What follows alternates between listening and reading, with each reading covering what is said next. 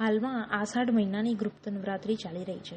આ નવરાત્રિ દરમિયાન આઠમના દિવસે ભક્તોએ કઈ પ્રકારના ઉપાય કરવા જેથી કરીને એમના જીવનમાં આવેલ તકલીફો દૂર થાય અને સુખ શાંતિ થાય તે અંગે જાણો આણંદના જ્યોતિષ પાસેથી. આ નવરાત્રિ દરમિયાન આઠમના દિવસે મા કાલીની પૂજા કરવામાં આવે છે. મા કાલીની કેવી રીતના પૂજા અર્ચના કરવી તે અંગે જાણો નિષ્ણાંત પાસેથી. નમસ્કાર, હું ડૉક્ટર હેતલ પ્રજાપતિ. અત્યારે ગુપ્ત નવરાત્રિ ચાલી છે. એ ગુપ્ત નવરાત્રિ શું છે એના વિશે ઘણા બધાને ખબર નથી. આ જે ગુપ્ત નવરાત્રિ છે 10મા વિદ્યા ઉપર આધારિત છે અને એમાં 10મા વિદ્યાની 10 દેવી છે જે પાર્વતીનું જે સ્વરૂપ છે 10મા વિદ્યામાં છે તે તારા છે, ત્રિપુરા સુંદરી છે, બગલામુખી છે, છીન નમસ્તા છે, ભુવનેશ્વરી છે, ભૈરવી છે, કાલી છે અને કમલા છે અને ધૂમાવતી છે.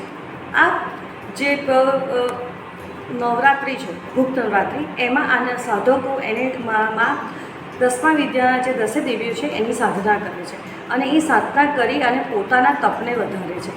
આ તંત્ર નવરાત્રિ પણ કહેવાય છે. તાંત્રિકો પણ આની સાધના કરી અને પોતાના તપને અને પોતાની દેવીને પ્રસન્ન કરતા હોય છે.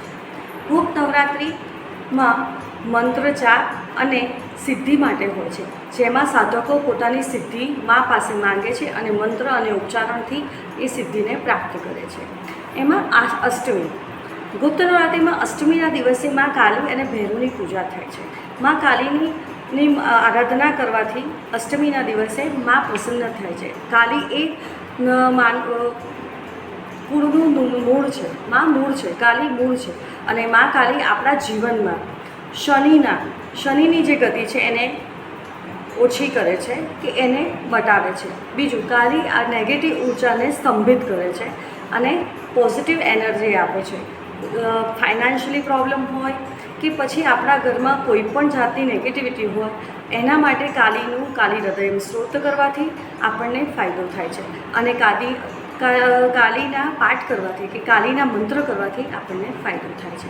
અષ્ટમીના દિવસે મા કાલીને લીંબુનો હાર પણ પહેરાવવામાં આવે છે અને લીમડા જે કડવો લીમડો હોય છે એનાથી માને હાર બનાવીને પણ પહેરવામાં આવે છે.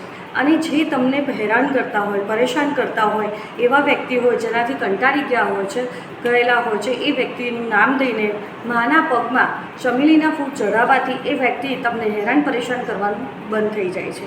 અને માને ગુલાબના હાર પહેરાવવાથી હસબન્ડ વાઈફના રિલેશનશિપમાં પણ સારું રહે છે. તો અષ્ટમીના દિવસે આ ઉપાય કરવાથી ઘણો ફાયદો થાય છે.